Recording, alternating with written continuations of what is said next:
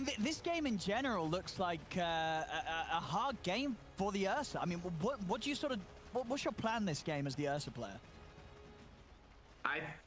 Here's what I've learned from Ortiz, you know, the innate model carry player, is when it's a really hard game for you, you just get a lot of items. That's like the only way to solve problems. So I think he needs to get like basically BKB Abyssal at a decent point in this game. BKB to actually tank through all this magic damage, and then the Abyssal to still close the gap through all these like slows and stuns they have. Yeah, well, we'll see if kAAN's gonna get the chance to farm those items up. See the pressure not only from the Venom, but having Gilgir hanging around with the Shaker to be a very strong duo lane to pressure kAAN's early game. Looking at the other lanes, do you see any sort of really tough matchups for either of the teams here? And mid should go about even. I think this is a pretty skill-based matchup. I've seen it go both ways. I think both heroes will get what they want. On the other hand, top, Riki, he's just a high base damage hero, man. He's got high HP regen, high move speed. He's like the carry that's meant to just not lose his lane. Like, that's how I like Riki. It's like, you know, you pick him into a counter matchup, it's always going to go pretty well. And Tide shouldn't really care about his damage early on. So, no, I think all the cores in this game should get the start they want. So, I think it's one of the few games where you can actually just look at the matchups and say, okay, how do all these heroes do when they all get farmed? Yeah. And because sometimes you can't assume everyone's going to get farmed, right? No, for sure. But as you say, if the cores do indeed get away with farming this laning stage, I mean, I guess what we would sort of talk about the difficulties that the Ursa is going to have to step into as the game goes on. I mean, for Ace on the Riki, do you consider no Bounty Hunter to have good tools to deal with the Riki as this game goes on? They pretty much have to bank on the back of this Rubick. Even stuns like Lasso that are pretty instant but not instant, it is hard to catch Riki, man. This hero is completely obnoxious. I'm curious if he'll go for the blink after the Battle Fury Ags. I've been seeing a decent amount of that because the Ags gives you the 3-second tricks to the trade, which guarantees your blink afterwards, so it makes it even more elusive of a hero. You see top, potentially gonna bite the dust here. Yeah, he's good. Trying to turn with the magic missile onto Fervian.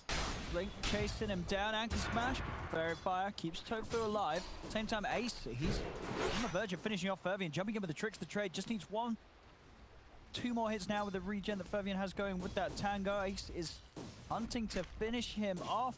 He's trying his best to shoot through the trees. Anchor smash comes in, but the Wave of Terror will get vision. Allow Ace to jump across, find his target, get that first blood. Magic missile back up. Start to have a bit of a poke onto BliNcc, and BliNcc's going to play it safe. Pops the stick charge. TP's out of there, but all in all, first blood has been for killed. that Riki. Yeah, the Rubick doesn't have the Orb of Venom just yet, but it looks like he kind of intended to sustain through the lane with this full wand, and then he's going back to the Orb of Corrosion. I feel like a lot of these mediocre laning carries, in the sense that Riki, in the early game, his damage output's pretty lacking. They're all enabled by Orb of Corrosion, man. It just changes the way, like, that Rubick there, he can't play the lane pretty much anymore once Riki gets that Orb of Corrosion, because all that time he spent chasing him, he's not going to be able to run away again. Yeah, I mean, because the Orb of Corrosion is an item. I mean, on these sort of heroes, you hold that box down in the river, around this forming of power room. Gilgir is going to be able to grab it. That's going to allow him to come back in, start to run down ntakii. Put the high ground with the Firefly, and that would be enough to keep him safe.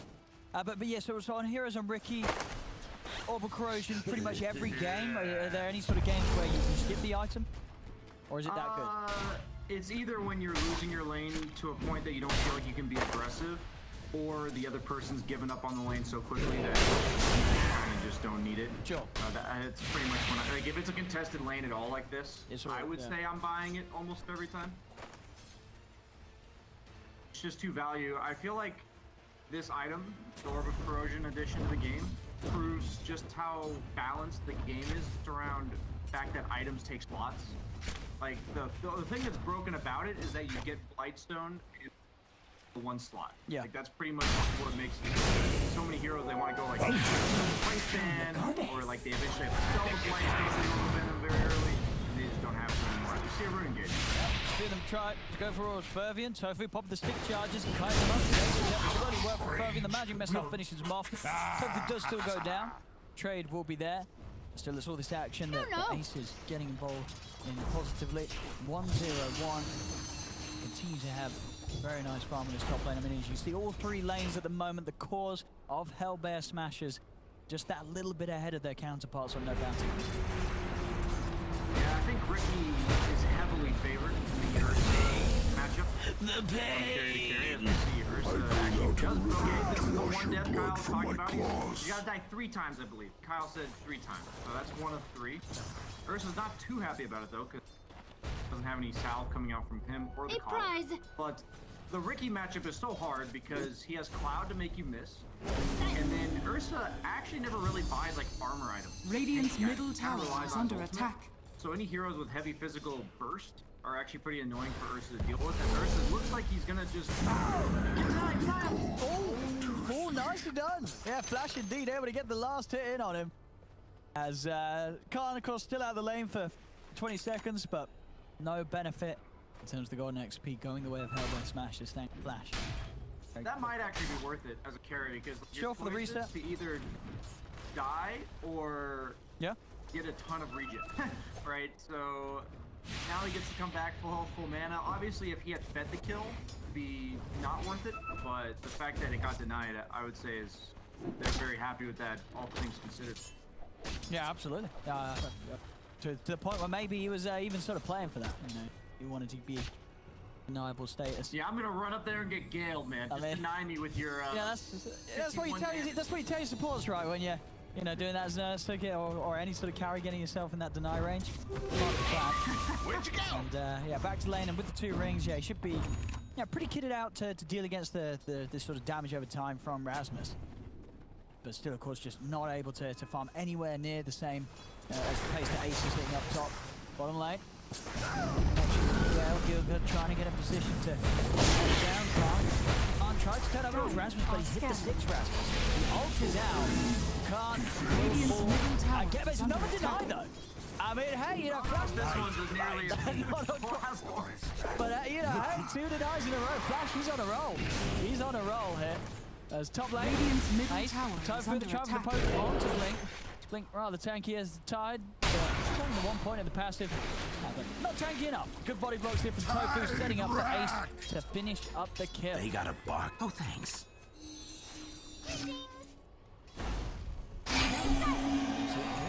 Stormstormer. Power range will lock down. About here with the Dream Call, trying to set up the time to get down towards the bottom. Already. Flash making the move to take that arcane rune away from Puck being able to potentially bottle it up. It's 8 minutes in, it's a 3k lead for Hellbear Smashers. I mean, no bounty at all. With that, the lineup that they have, what's their best sort of move to try and get something done out of what's been a rather tough laning stage so far for them all? I always believe individually losing that you have to just make a move. That's like 2 or 3 cores. So like Batrider needs to come and kill this Veno, Ursa needs to go top and try to take tower. Like something where you just combine 2 of your slightly weaker cores, try to like have the numbers advantage in one. Otherwise, I feel like Radiant's courier has been killed. I think this is a problem that a lot of tier 2, Radiant's tier 3 middle teams tower run into, is under attack. is that they kind of delay group up portion of the game a little bit too much. Like all it takes is 1 small move where you get an extra tower, you maybe kill a high net worth hero like the Riki, and suddenly this 3k net worth lead shrinks down to 1.5k and you're feeling pretty good. As things are going, Hellbear Smashers feel very good about this. No, absolutely. I think, yeah, as you say, pressure definitely on ntakii to get some moves happening, but he's still trying, of course, farm up the boost of travel. 1200 gold in on the recipe. So he has that. Hellbear Smashers pretty much going to continue having the map. They themselves actually being the team that's going to smoke comes out. They're heading towards the top. Ravage is popped by BliNcc to secure the kill. Onto tOfu, put a stop to that escape. Whilst he was going on, Ace able to move past him, finish off Flash. Stormstormer heading up here, comes in with the nuke damage, and Ace is set up again for another kill. Ace getting so much done.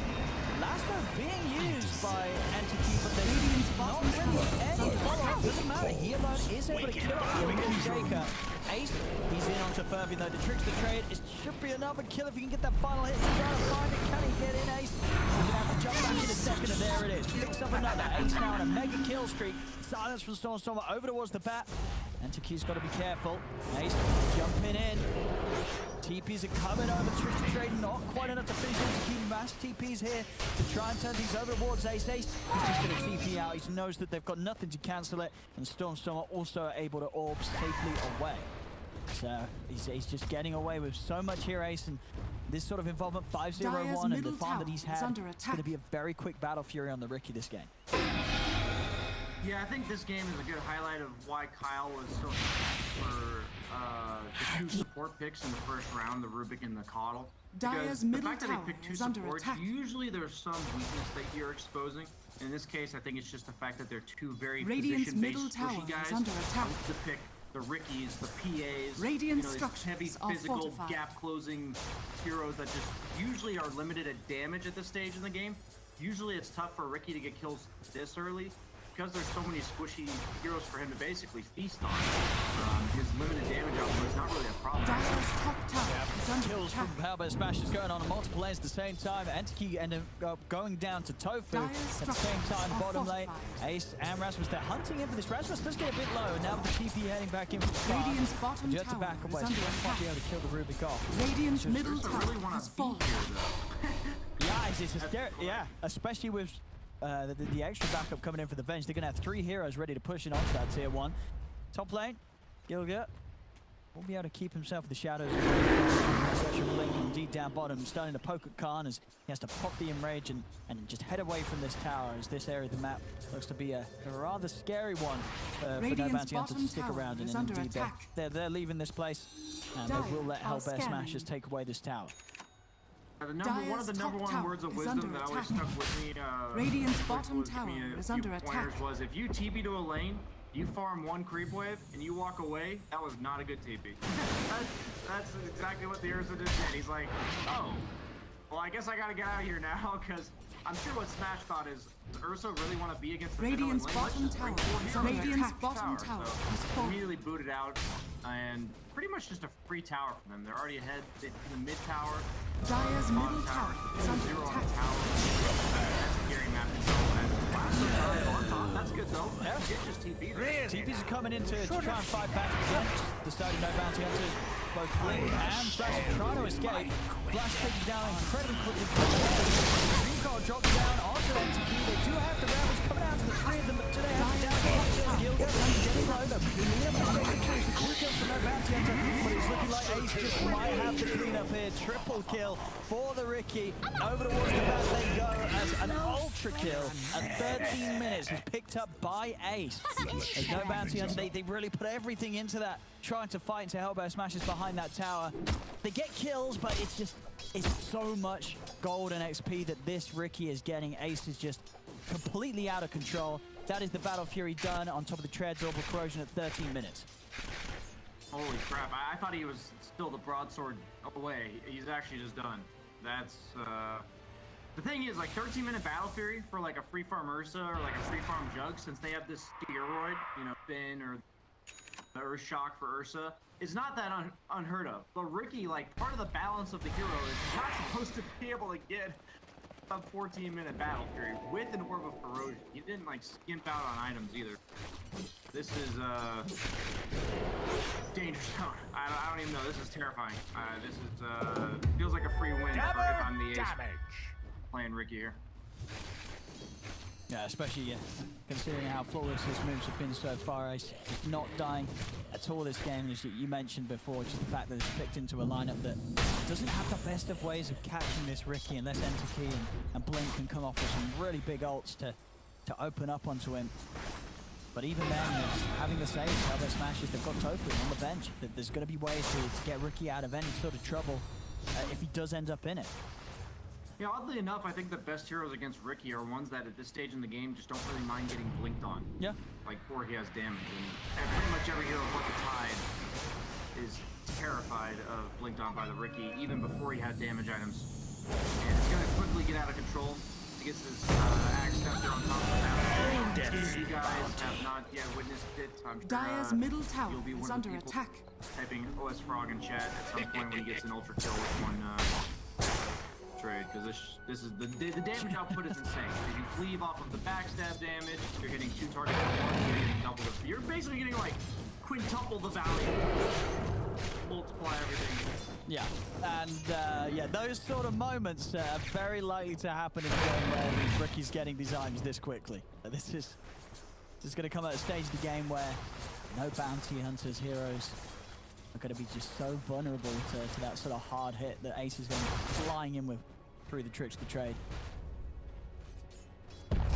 Seems like the game plan for Hellbear Smash is just so simple. They're going to put rASmus top on the Veno. He's basically just says, I dare you, come at me, bros. I just fight through all my wards to get this tower. Farm the safest farm on the map with his Battle Fury. Earthshaker's almost got his Blink Dagger.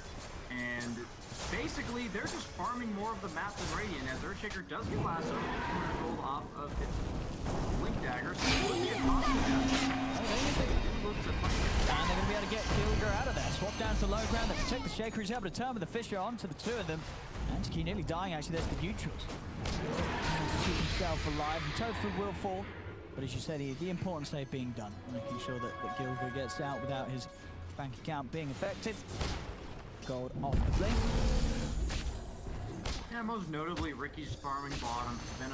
Radiant's top tower yeah, it looks is like under there's an attack. engagement going on. Usually Dire engagements are scanning. imply some sort of inefficiency, you know, coming out from both teams because they're not farming, but Hellbear Smashers are actually just farming everywhere.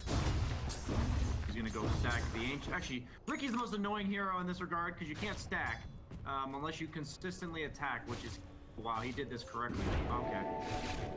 Props to you, Ace. I'll do that one. He's, you know, this guy's professional. Very nicely done it. He does manage to get both of the stacks. Oh, ever so close. Quarter Aghanim's complete. Same blink. A bit of a poke of rASmus, but tOfu's around. Blink's got to be very, very cautious. How we're seeing the progress of kAAN. kAAN does have his own Battle Fury finish. Yeah, pretty much is sort of a complete Radiant's item middle tower behind is under that attack. of Ace's progression. Playing. Blink, he's getting very low trying to play into these heroes. Yeah, they will be able to burst him. Gilgir jumping over, getting locked down on towards Flash. Flash trapped him by the Fisher hit. Trying to run himself away. Stormstormer actually just going to jump past the tower. Look to get the Dream Call down onto Fervian. They pick off the Rubick. Flash hiding in the trees. Stormstormer's going to TP out. Heading over, and kAAN will claim tOfu. Will he? Do they have detection? And they do now, but he's able to pop the magic missile. Fisher's out as well. tOfu's trying to run. The blast does it. He's back in the shadows once again, but they've got the air with the flame break. They will manage to take down that Venge. Still just, it's so much space here for Hellbear Smashers as they just continue to get that much more done across the map and no pressure whatsoever on Ace. Yep, that's right. The name of the game here. Another lasso. He really does not like his Ursa. Oh, he's on him every time. There. I don't think it's actually disliked for the Shaker. I feel like he just can't last with any of the core. Can't get on top of Veno. Yeah. Can't find Riki. Yeah,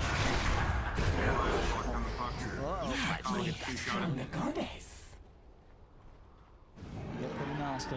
Ace, that's it. I mean, so what, 19 minutes in, Battle Fury adds. It's pretty much dream situation when you're picking this hero with that sort of timing. Yeah, the thing about Veno that's so nice this game is even though they last picked Tide because they needed this frontliner guy, Radiant's the bottom most powerful tower when is you under have to attack. commit with your heroes in order to like start a fight. And what you saw top was they kind of just kept poking him. They were just like, yeah, you're just gonna slowly lose your health, and then eventually he's at 600 HP and the puck just goes on him and kills him instantly. That's not the way Tide functions. As we have yet to see a BliNcc. He's had it for a little while. Going to set up behind the puck as a different engagement goes. Jump onto Blink. Forced out to the side. tOfu able to walk Fervian back in. As Ace being a little careful. I mean, he knows that the Ravage is there. Still, Blink is low. See how much Ace they go on to Gilgir, but Gilgir from the Fisher doesn't matter. Radiant's Rages top out in tower time, is can't under ever move attack. in and take the kill. Dire's middle tower is under Bounty attack. Hunter finding something and not losing anybody yet on this top lane. Smashers turn their Radiant attention towards structures the are tower. fortified. ntakii coming in across from the river. tOfu on the high ground. Swaps save available for 20. Still though, BliNcc does show himself again on this lane. He's trying to have another look towards him, but once more, Fervian forcing BliNcc back to safety. Hellbear Smashers making sure not to overstep the mark on this top lane and aren't diving too far. They know that their Batrider have turned up with the response, and ntakii is looking for the last Stormstormer in immediately with the green cross, forces him to pop the BKB. He'll make his way over towards rASmus, use the lasso to lock down the better, dragging him back in. rASmus will back to the get the kill, swung over to the side, Ace jumps back in with the tricks the trade, and now he's looking for Fervian. A couple of hits being brought down low, but the Ravage from BliNcc does buy him some time to turn, lift Ace up. Ace still able to continue to push on with the jump back over towards the Rubick. kAAN comes out from Gilgir, catching onto the back lines.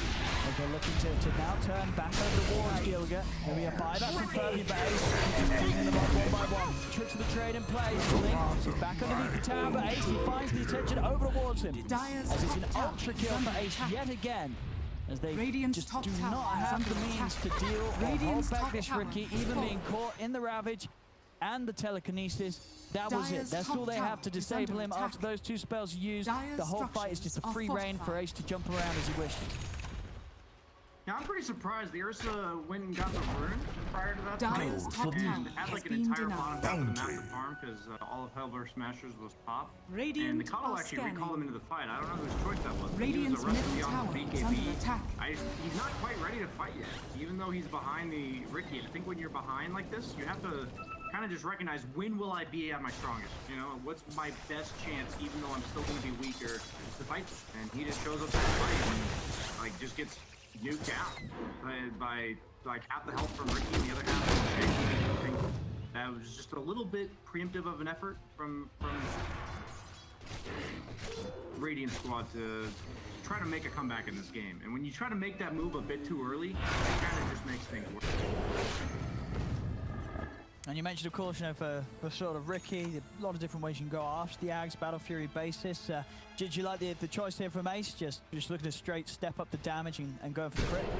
Yeah, I don't think there's any reliable way for them to find him. They don't have BliNcc on bat, or maybe they have it now. They do. Okay. Well, even then, yeah, he's gonna reliably get the damage out, I think.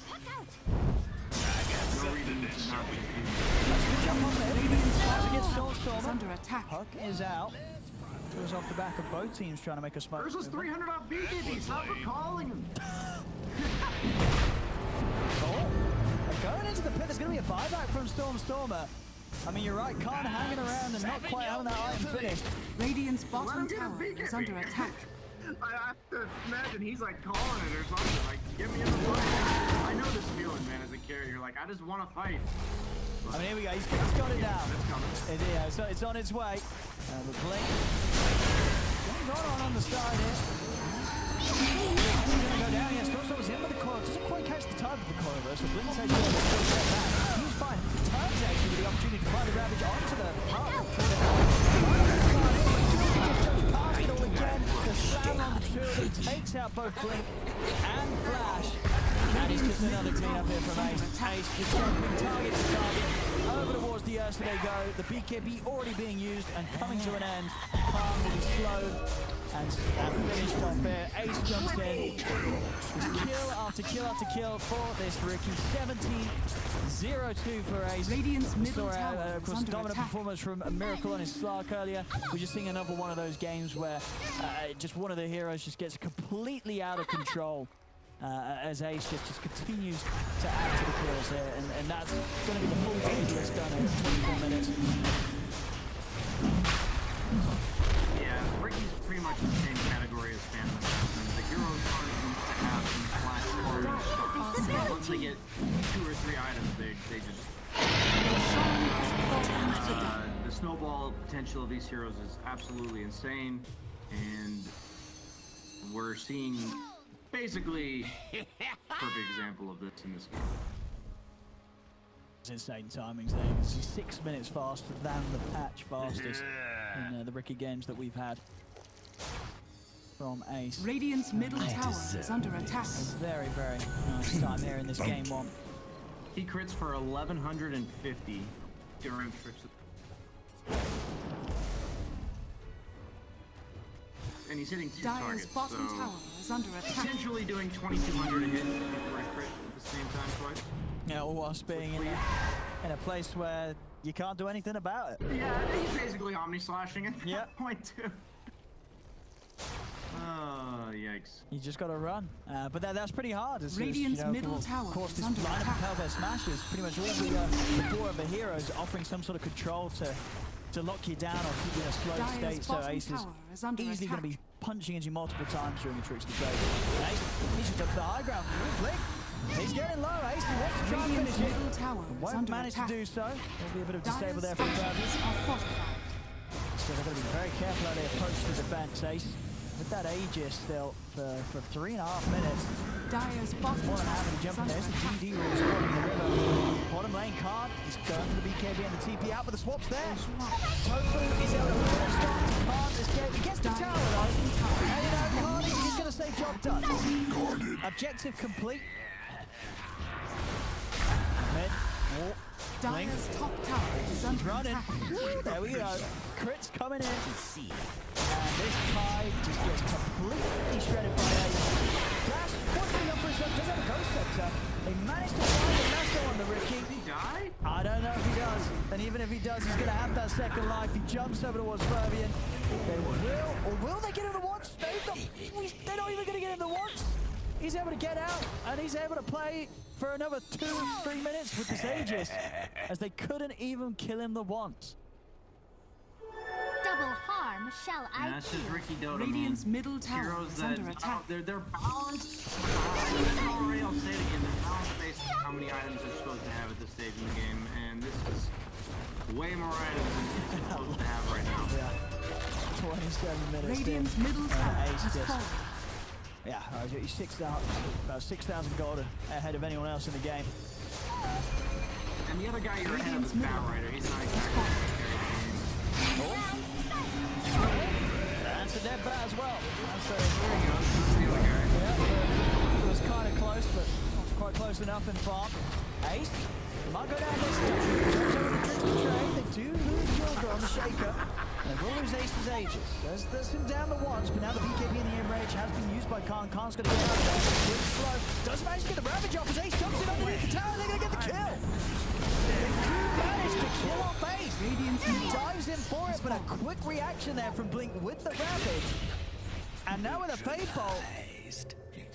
For a team that has been getting smashed for the last 28 minutes by this Riki, Radiant's bottom they are tower is able under attack. to get some pretty good kills off the back of that defense. As they'll get a tiny bit of breathing room in this game.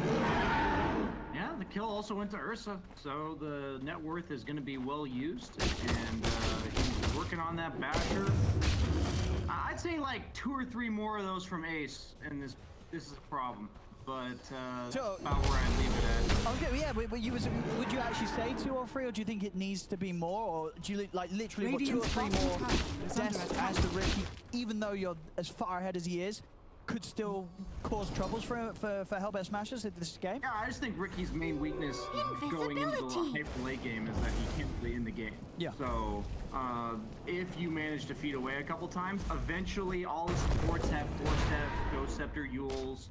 You know, all the cores have enough damage to actually burst you before you get off your tricks of the trade.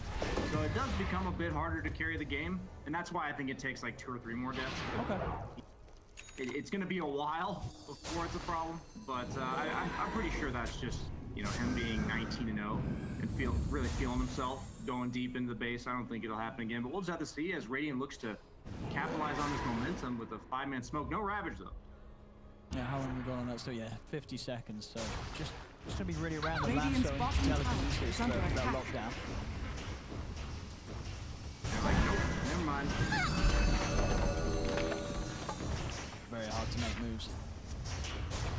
'Cause pretty much what if they don't get that jump on the Riki, Ace is he's going to at least clean up 2 or 3 of them Radiant's bottom tower before has they're able to fallen. retreat. They've got to find some sort of way of jumping this Riki, and even then, again, as tOfu's in position, there is that second. The Rabbit's ring. Get out of there. The Dream falls down. Point is gone. Dead to 50. Riki also able to jump in and help the Stormstormer to take down Fervian. They do both have buybacks. Ravage will be back in a second, is under but attack. back on track to cleaning up a second set of racks here. Hellbear smashes, pushing in. Ace just ready and waiting for someone on No Bounty Hunter to show their face. The side, they do catch the bat with the Fisher. Buyback comes out from Fervian.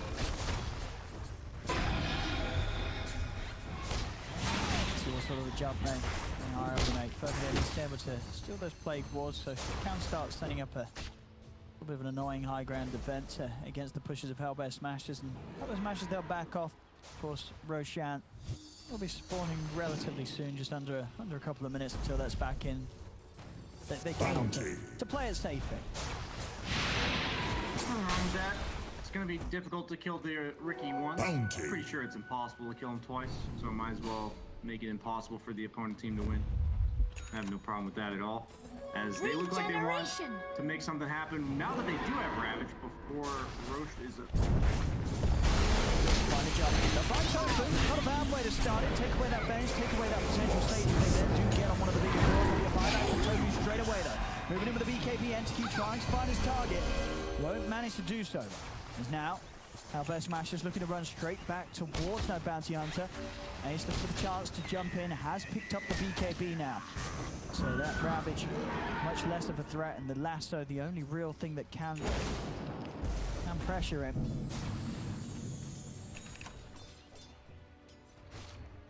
Yeah, both teams know Roche is the main objective that matters right now. Radiant have managed to take back their triangle though, so that's a good sign for them. They'll be able to get some ancient camps off of it. Maybe Ursa can complete his abyssal in time, and also just holding that high ground for Roche is tactically one of the best things you can do. I don't know if it'll be nearly enough, but why is it that every time you feel like the guy that's winning just gets the perfect neutral items, man? Like, I think Orb of Destruction is the best tier 3 for Riki, just because you're... like, it's effectively percentage damage, which for somebody who's critting for so much already is just so powerful. You're also an AoE slow. It stacks with your Orb of Corrosion. Insane, man. Oh, for sure, man. A lovely find for Ace. So, next just going for the Basher. They just say that this Roche fight that potentially kick off, still a minute to go. No Bounty Hunter, more sort of smokes to play around with. They did pick up the gem on the bat. Better ways of getting in and maybe catching the Riki with the jumps. They've got to do it fast and in a way that allows them to get in before that BKB is popped. And now also potentially to counterplay Stormstormer. Got his Lincolns, not only just for himself, but maybe also to keep Riki even safer against the potential bat lasso. Yep, just make it even more difficult for Radiant to get the fight they want. That's the name of the game for the Dire squad. And they're doing a good job of it with their items. Towards BliNcc. I'm going to start it off with a swap by BliNcc. He's just going to get a chance to do anything. It's Stormstormer. He's over the back. He's got the 3 kills over the follow stack. Takes out the turtle. It's going to be the buybacks coming in straight away from BliNcc. And Flash. kAAN is able to take down Gilgir. Stormstormer jumps away with the orb. Ace coming in with crits onto kAAN. Trying to get back up to the high ground, and he will make it away. Now, Hellbear Smashers, they've got to go for this No Bounty Hunter. This sort of opening, they know some of the ults are down on Hellbear. And they themselves still having the Ravage. They really want to try and make something happen whilst they're in this situation. They're coming with the wrap around here, down the mid lane. They need a massive Ravage from BliNcc. So they can find there's the jump, but the Lincoln speed wasn't prepared. The Lincoln puts an end to the potential lasso. Calls back up, it's dropped down onto the bat. As ntakii out of the 100 seconds, kAAN almost going to get a fall as well. The damage is there from BliNcc, but not before the Ursa falls. The damage is minimal from No Bounty Hunter, and they'll call it. GG is there. Another ultra kill from Ace to end the game. As this game 1 goes the way of Hellbear Smashers. And as you said, we saw the slant pop up earlier today. We're seeing the Riki do it right now. And Ace, other than that one, bit of a dive underneath the tier 4s, having a flawless